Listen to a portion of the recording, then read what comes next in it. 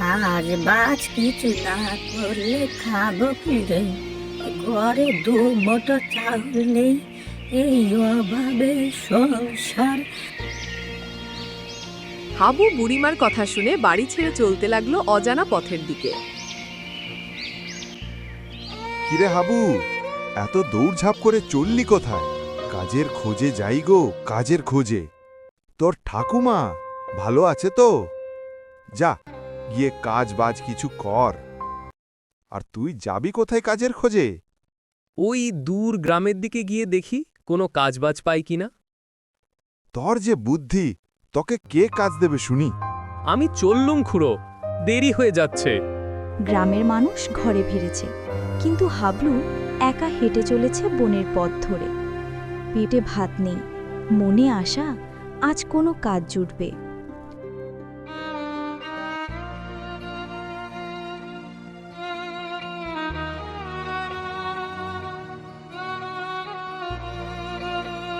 হেঁটে হেঁটে খুব ক্লান্ত হয়ে পড়লাম।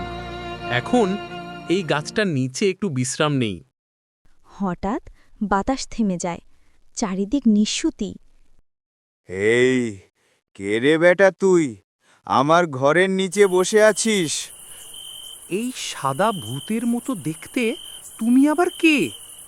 ভূত নয় তো? কিরকম বিশ্রী দেখতে! এই গাধায় বলে কি আমি ভূতের মতো দেখতে হব কেন রে? আমি তো নিজেই ভূত, এই বটগাছের ভূত। ও তাই বলো? তুমি কি আমাকে মেরে ফেলবে? এই গাছের ছায়ায় যে ঘুমায় তার প্রাণ নেই। আমি তো একটা কাজ খুঁজছিলাম, খুব ক্লান্ত হয়ে তোমার এই গাছের নিচে শুয়ে পড়ছিলাম গো। আর তুমি এখন আমার ঘাড় মটকাবে? ও মা গো!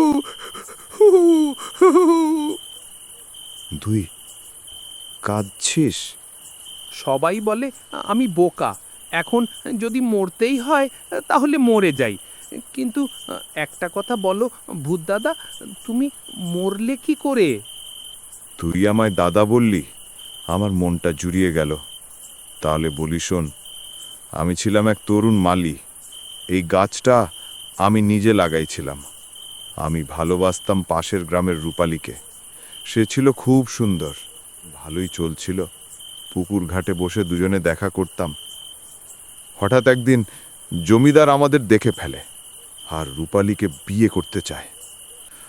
আমার ভালোবাসার মেয়েটাকে জোর করে নিয়ে যায়।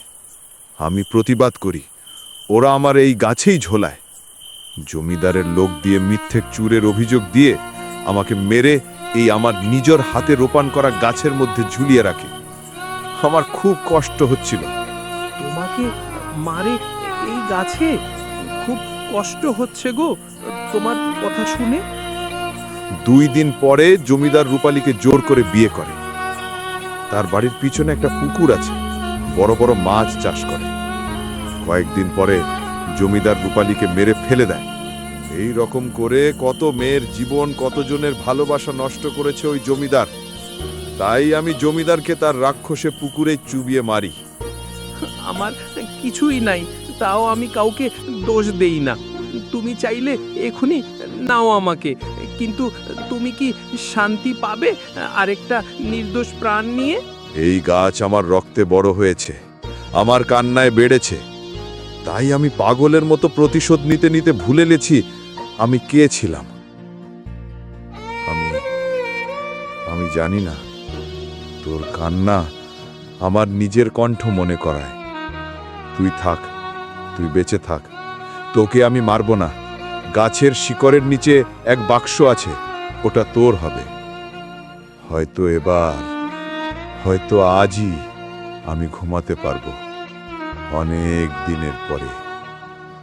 ভূত ভাই, তোমার কাহিনী আমি মনে রাখবো, কিন্তু কাউকে বলবো না, যেন তুমি চির ঘুমে থাকো শান্তিতে। বিদায় ভূত দাদা, বিদায়।